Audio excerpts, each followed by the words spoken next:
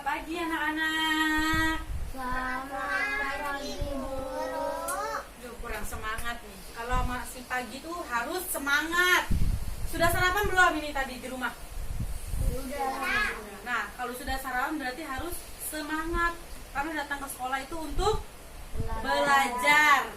Jadi, diulang ya. Kalau ibu bilang selamat pagi, jawabnya pagi, pagi, pagi. Ayo. Selamat pagi anak-anak. Pagi, pagi, pagi. Nah, apa kabar hari ini? Baik, sehat, luar biasa. Oke. Sebelum mulai pelajaran, Ibu pengen kalian nih lihat dulu nih kanan kirinya masih ada sampah atau enggak nih? Kan kalau kelasnya bersih jadi belajarnya nyaman, enggak terganggu sama sampah-sampah yang ada di sekitar. Oke, sudah? Sudah bersih? Sudah. Nah, siapa ketua kelas di sini? Saya, Bu. Nah, sebelum kita memulai pelajaran, langkah baiknya kita berdoa dulu. Silakan ketua kelas memimpin doa. Sebelum kita memulai pelajaran, mari kita berdoa. Berdoa mulai.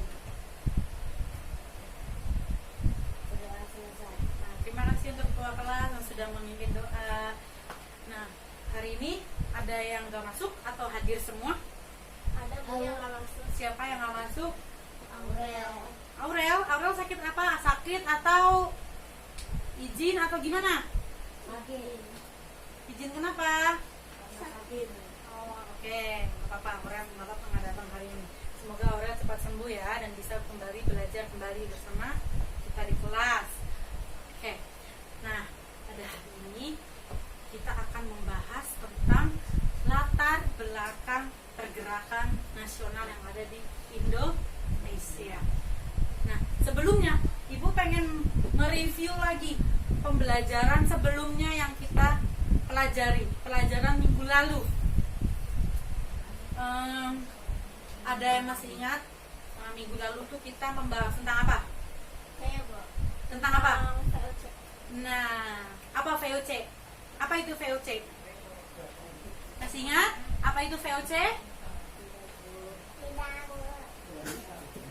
Ada yang masih ingat apa itu VOC?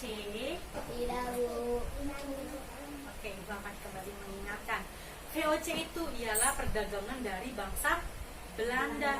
Jadi zaman dahulu itu Belanda tuh masuk ke Indonesia dan Indonesia dijajah oleh Belanda. Nah, udah gitu bangsa Belanda itu masuk untuk mengambil semua aset-aset kekayaan alam yang ada di Indonesia. Terus contoh penjajahannya bangsa Belanda itu seperti kerja rodi. Ada yang pernah mendengar apa itu kerja rodi? Ada yang pernah tahu kerja rodi itu apa? Tidak, Bu. Nah, jadi kerja rodi itu adalah kerja secara paksa pada zaman Belanda. Kenapa kerja secara paksa? Karena pada zamannya itu Belanda menyuruh seluruh bangsa Indonesia untuk bekerja secara terus-menerus, lalu tanpa dikasih makan, tanpa dikasih tempat tinggal. Nah, kalian bisa bayangin gak kalau kalian seandainya ada di waktu tersebut, lalu kalian disuruh kerja. Kalian merasa capek gak disuruh kerja terus? Capek gak? Capek. Nah, terus kalian kalau kerja butuh makanan gak? Butuh. Butuh. Nah, ini kalau kerja rodi itu tidak dikasih makan sama sekali, jadi mereka meninggal di tempat karena lelah bekerja gitu. Nah, pada hari ini juga kita akan membahas tentang latar belakang pergerakan nasional di Indonesia.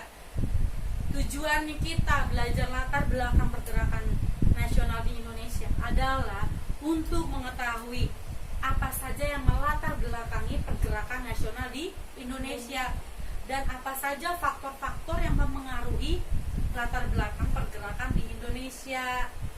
Nah, jadi Ibu mau kalian semangat dalam belajar agar bisa memahami materi pada hari ini yang akan Ibu sampaikan. Mengerti semuanya? Mengerti. Oke. Nah, pada hari ini kita sudah belajar tentang latar belakang pergerakan nasional di Indonesia.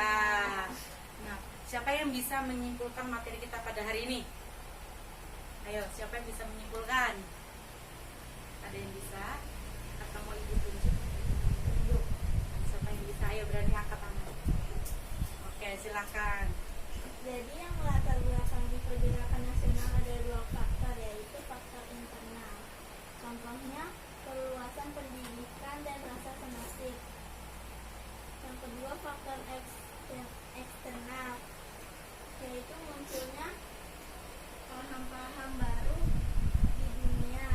Contohnya nasionalisme. Oke, terima kasih. Cukup baik penjelasannya. Jadi, ibu simpulkan ya.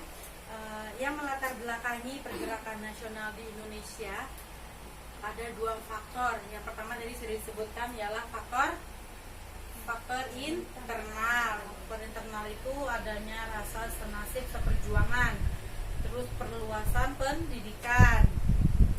Nah, ada juga organisasi-organisasi yang didirikan oleh tokoh-tokoh agama seperti Muhammadiyah. Terus ada juga peran wanita dalam mendirikan organisasi seperti siapa ini? RA Kartini, terus Raden Dewi Sartika. Nah, jadi mereka ini ialah yang memperjuangkan nasib perempuan. Mereka mendirikan sekolah-sekolah untuk perempuan. Nah, di mana perempuan perempuan di Indonesia itu bisa menuai pendidikan yang lebih baik lagi sehingga mereka tidak mudah dibodoh-bodohi, ya. Nah, adapun yang kedua ialah faktor eksternal, munculnya paham-paham baru seperti nasionalisme, ya. Nah, jadi pada hari ini kalian sudah mempelajari banyak hal tentang latar belakang pergerakan nasional. Nah, jadi ibu mau kalian itu tetap semangat belajar. Sebentar lagi mau ujian tengah semester. Kalian belajar dengan rajin, dipelajari materi-materi sebelumnya untuk memudahkan kita menjawab soal-soal yang diberikan nanti pada saat ulangan. Udah gitu supaya nilai kalian bagus dan bisa nantinya naik kelas. Kalian mau naik kelas atau tinggal kelas di sini ketemu ibu lagi nanti? Mau naik kelas. Jadi harus rajin belajar, rajin membaca buku, tidak main handphone terus, tidak lihat-lihat YouTube, chat-chatan sama teman. Chat-chatan boleh sama teman, tapi ada batasnya. Ingat belajar karena mau ujian tengah semester. Oke, dipelajari lagi materi-materi sebelumnya yang sudah dibahas. Nah, jadi ibu ingatkan, belajar itu tidak mengenal usia. Belajar itu terus-menerus. Paham? Paham, Bu. Oke. Jadi pada hari ini cukup sampai di sini materi yang kita bahas tentang latar belakang pergerakan nasional. Jangan lupa dipelajari lagi materinya dan ingat ada tugas. Tugasnya suruh ngapain? Mencari organisasi-organisasi apa saja yang didirikan dalam pergerakan nasional. Ada macam-macam ya. Materi kalian bisa lihat di buku atau bisa lihat di internet, bisa dilihat di sumber-sumber yang lain. Kalian mau punya buku sejarah-sejarah yang lain juga bisa gitu ya.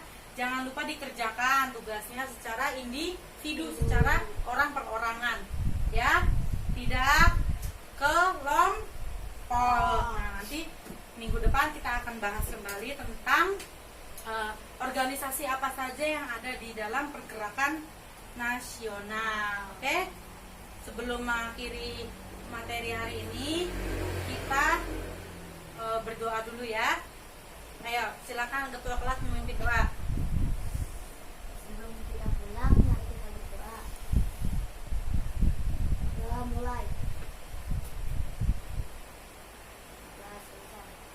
Terima kasih untuk pembelajaran hari ini. Semoga pembelajaran hari ini dapat bermanfaat dalam kehidupan kalian sehari-hari. Selamat pagi.